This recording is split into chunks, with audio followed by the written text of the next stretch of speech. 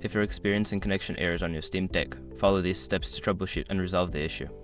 This guide will help you identify and fix common problems that may be affecting your connection. Step 1. Check your internet connection. Ensure that your Wi-Fi network is functioning properly. Test the connection on another device to confirm that the issue is not with your internet service. Step 2.